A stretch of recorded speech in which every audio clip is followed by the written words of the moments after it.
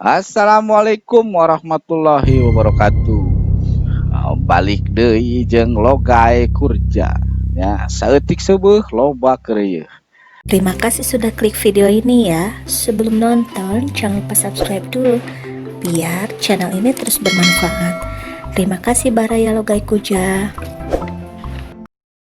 Oke, di sore ini kita akan bahas kaitan dengan web yang baru ya. Web baru yang dikelola oleh Pusdatin Kemdikbud kaitan dengan Verpal PTK. Nah, ini alamatnya. Untuk alamat Verpal PTK yang baru itu di verpalptk.data.kemdikbud.go.id/verpal. Nah, di mana Verpal PTK ini yang sebelumnya itu dikelola oleh PDSP karena ada penggabungan organisasi, sekarang langsung ada di Pusdatin. Nah, alamatnya sekarang berubah ya, migrasi ke web ini. Nah, sekarang kita akan coba buka untuk webnya. Kita akan perlihatkan isi dari web Verpal PTK yang baru ini. Nah, kita coba buka. Nah, untuk login ini masih menggunakan login dari web SDM ya. Nah, bagi operator yang belum terdaftar di web SDM untuk mengakses aneka Verpal atau mau memperbaiki atau mengupdate, itu silakan masuk di web SDM ya. Nah, ini loginnya masih menggunakan login SDM. Masuk. Nah, ini tampilannya ya. Tampilan di depan ini, di sebelah kiri ada beberapa menu data PTK, lalu identitas dan dokumentasi. Nah, kita akan bahas satu-satu. Yang pertama di sini menu daftar PTK ya. Menu daftar PTK ini di sini data PTK data master ya. Data master ini nanti bisa dijadikan validasi utama ya. Ada di Dapodik, di aplikasi yang lain juga. Nah, yang pertama NIK ya. NIK di sini, NIK ini sudah valid Dukcapil ya. Jadi kalau tidak terchecklist hijau seperti ini, berarti NIK-nya ada masalah ya. NIK-nya bermasalah. Nah, mungkin nanti bisa diperbaiki ya. Lalu di sini ada data nama ya, lalu jenis. Nah, lalu di sini ada NPSN, sekolah dan bentuk pendidikan. Nah, untuk nama itu diusahakan jangan pakai gelar ya. Nah, contoh di sini ada SPD SD ya. Mungkin nanti bisa dilakukan perbaikan di web ini. Nah, itu untuk daftar PTK. Yang selanjutnya menu pengajuan NUPTK ya. Menu pengajuan NUPTK ini di sini akan muncul secara otomatis untuk PTK yang bisa diajukan NUPTK-nya ya. Bisa diajukan NUPTK, berlaku juga nanti persyaratannya gitu ya. Nah, contoh di sini ada tenaga administrasi sekolah yang bisa mengajukan NUPTK. Nah, kalau kita diklik, nah di sini ada data identitas ya. Lalu di sini ada beberapa dokumen yang harus diupload. Yang pertama KTP ya. Yang pertama ini ada surat tugas ya, surat tugas. Di sini surat tugasnya kaitan dengan surat tugas yang ada di sekolah ataupun yang ada di pemerintah daerah ya. Kalau yang surat tugas untuk guru yang ada di sekolah negeri, nah wajib itu SK-nya adalah SK dinas atau SK dari bupati wali kota. Nah, untuk yang non PNS itu SK-nya SK GCY ya, minimalnya 2 tahun ya. Lalu di sini ada KTP ya, scan KTP nanti diupload di sini. Lalu ada file dokumen SD ya, di sini untuk yang ijazah SD ya. Lalu di sini ada ijazah SMP, ijazah SMA dan ijazah S1 ya. Jadi guru yang bisa mengajukan NUPTK itu adalah guru yang sudah S1. Ya, kalau tenaga administrasi itu minimal SMA. Kalau kepala TU itu harus diploma gitu ya. Nah, mungkin nanti di panduan pengajuan NPTK bisa nanti lebih jelas lagi. Nah, nanti file yang diupload yang di sini yang di-scan itu semuanya harus scan asli ya. Jadi tidak ada yang fotokopian. Jadi asli ya.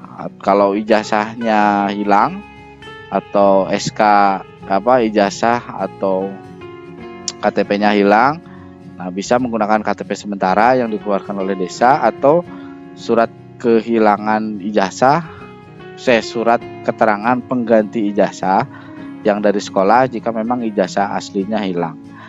Itu untuk menu di pengajuan NUPTK. Nanti diajukan di sini ya. Nanti setelah diajukan itu di menu sebelah kirinya ada status pengajuan NUPTK. Nah, di status pengajuan NUPTK ini akan muncul nanti. Nah, status approve-nya itu sampai di mana akan kelihatan. Apakah masih di-approve di dinas atau masih approve LPMP atau sudah masuk ke approve dari Kemdikbud. Nah, lalu di sini nanti kalau ada keterangan penolakan ya, keterangan penolakan tentang pengajuan NUPTK itu harus dicek ya, apakah memang harus diupload ulang berkas karena memang ada kesalahan. Nah, nanti uploadnya di menu sebelah kiri di sini ada ya, upload ulang berkas. Nah, di mana mengupload ulang berkas ini bagi yang memang sudah mengajukan NUPTK ternyata memang ada beberapa kesalahan. Nah, nanti ada keterangan dari Kemdikbud atau dari LPMP apakah harus diupload ulang berkasnya atau tidak. Nah, kalau kesalahannya beberapa berkasnya ternyata fatal, nah harus diupload atau diajukan ulang. Nah, itu untuk menu di data PTK ya. Jadi ada daftar PTK, pengajuan PTK, lalu status pengajuan sama upload ulang berkas. Ya, itu ya.